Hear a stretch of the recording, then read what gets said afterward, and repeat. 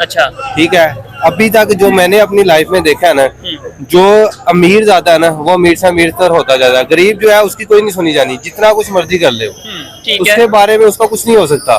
अमीर है चाहे वो हमारे सियासतदान है, ब्यूरोक्रेट्स है, जितना अमीर ज्यादा है, जितने बड़े बिजनेसमैन है, वो क्यों अमीर से अमीर होते जाते हैं, क्योंकि उनका सारा कुछ इसी पर जाता है। गरीब बंदा क्या करेगा? हम क्या करें? देखिए, लेट्स सपोज हम क्रिटिसाइज कर देंगे गवर्नमेंट को, या अगर हम क्रिटिसाइज भी कर रहे हैं ना तो आज करेंगे, 2-3 दिन करेंगे, 4 दिन करेंगे, उसके बाद नोटिस आ जाएगा। नोटिस आ जाएगा, पकड़े जाएंगे, उठाएंगे, अंदर डाल देंगे, चुप करवा दिया जाएगा। लेकिन अब वो जैसे सियासतदान, जैसे आप बात कर रहे हैं मौलाना फजल रहमान की, अब तो मजा तो तब आएगा जब पता चलेगा उसके बारे में उसको क्या कहा जाता है। हाँ जी, मेरा मेन जो स्टांस है या जो मेन लॉजिक है वो ये कह रहे हैं कि पता चले ना। हमें तो आप नोटिस भेज देते हो, हमें आप उठा लेते हो, हमें जो भी अगर कुछ कर लेते हो, तो मौलाना फजल रहमान ने तो बिल्कुल असेंबली में खड़े होकर ये बात की है कि इंडिया जो है वो सुपर पावर बनने जा रहा है या उसके ख्वाब देख रहा है, तो नोटिस तो अब उन्हें भी आना चाहिए। जो अदारे देख रहे हैं उनसे रिक्वेस्ट करता हूँ, अदरवाइज हम लोग कंफ्यूज होते हैं कि असेंबली में बात कुछ और होती है, इंटरनेशनल प्लेटफॉर्म में जाके, भाईजान आप मेरी बात से सेकंड कर सकते हैं या डिसएग्री भी कि हम इंटरनेशनल प्लेटफॉर्म में जाके ये कहते हैं भाई पाकिस्तान तो पूरी दुनिया में पीस चाहता है, पाकिस्तान तो अपने नेबर कंट्री के साथ अच्छे रिलेशन चाहता है, लेकिन नेबर कंट्री जो है वो हमारे साथ अच्छे रिलेशन की बात नहीं करता। जबकि हम अपने घर में आके ये कहते हैं कि हम उन्हें ऐसा कर देंगे, वो हमारे दुश्मन हैं, हमने उनकी बात नहीं करनी। जब ये डबल स्टैंडर्ड होगा, ये पॉलिसीज हमारी में फर्क होगा, तो कहीं ना कहीं दुनिया हम पे हंसेगी। अभी देखे ना, हम कहते हैं कि पीछे वाली हुकूमत ने ये कर दिया, खजाना खाली छोड़ दिया, यही क्रिटिसाइज करते रहे ना तो एट द एंड सिर्फ बाबा कायदे आज़म ही बचता है। ठीक है, तो सारा मलबा उसी के ऊपर ही डाल दो सीधा सीधा, क्योंकि गवर्नमेंट उधर से स्टार्ट हुई। उन पे क्या मलबा डाल देंगे? उन पे ये पाकिस्तान बनाया क्यों है ना? फिर बचता है तो यही है कि उस बंदे ने पाकिस्तान बनाया क्यों? ये बात मैंने क्यों की? मुझे एक अदारे ने बुलाया और मैंने ये बोला कि भाई ऐसे ये चीजें होती हैं। उन्होंने बोला कि कायदे आज़म ने इतनी कुर्बानी दी 1947 में, हमारी औरतों ने जो उनसे अपनी जानों की कुर्बानी दे दी, और आज आप ऐसे कायदे आज़म इतनी बड़ी कुर्बानी दी कि हमने उसको जो है एम्बुलेंस कौन सी दी खराब, उसमें फ्यूल ही नहीं था, उसके साथ हमने क्या किया? ठीक है, ये भी तो देखें सर, ये भी आप सुन सकते हैं। मतलब जाहिर बात है, मुझे बताएं बेहतरी की कोई उम्मीद नजर आ रही है पाकिस्तान में आने वाले टाइम में? बेहतरी की उम्मीद इसी तरह से की जा सकती है, अगर आप अपनी यंग जनरेशन को सपोर्ट करते हैं ना, तब आप देखेंगे कि आपकी यंग जनरेशन में हर एक हीरा बैठा होगा। ऐसे यार हर एक पाकिस्तान से प्यार करने वाला बैठा है। ऐसा नहीं है कि हम आज बाहर चले जाए, हमारे भी वालिदैन इधर है, हमें भी मुल्क से प्यार है, लेकिन एक्चुअली मुल्क के लिए जो मुल्क के हुक्मरान है वो भी तो डेवलपमेंट के बारे में सोचे ना। आप अपने मुल्क को ऐसा गोशा बना दो कि नौजवान है उसका बाहर जाने को दिल ही ना करे। लोग बाहर क्यों जा रहे हैं सर? उनको अपना फ्यूचर ब्राइट उधर नजर आता है। आप मुल्क को ही ऐसा बना दो, सोने की चिड़िया हम कहते हैं पाकिस्तान जैसा मुल्क नहीं है, नो डाउट हम भी मानते हैं पाकिस्तान जैसा मुल्क नहीं है।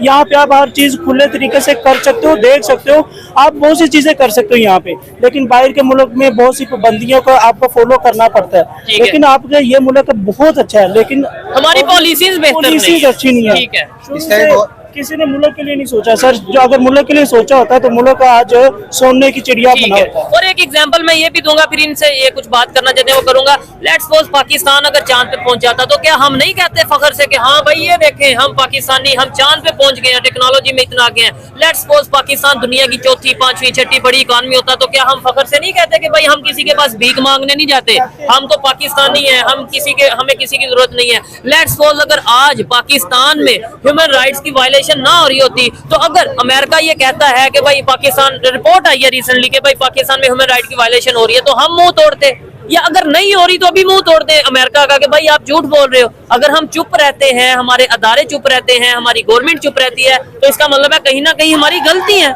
जाहिर सी बात है यार, इसमें सीधी सी बात है, पाकिस्तान दुनिया का वाहिद मुल्क है जिसके पास कौन सी ऐसी चीज है जो चीज हमारे पास नहीं है।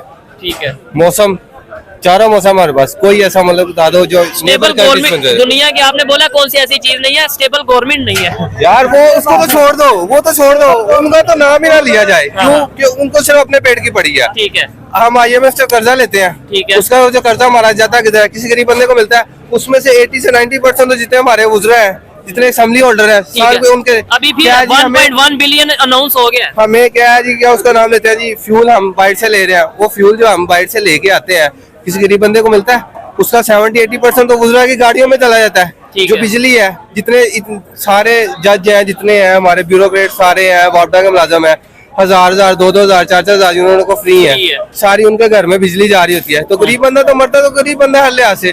जब तक हम अपने ये सारे मामला ठीक नहीं करेंगे, पाकिस्तान तरक्की कभी भी नहीं कर सकता। ऐसा ही है, जब तक हमें अपने सारी चीजें जितने मराद लोगों को बेफजूल दी गई हैं, वो सब तक हम नहीं करेंगे, वो कैसे चलेंगे।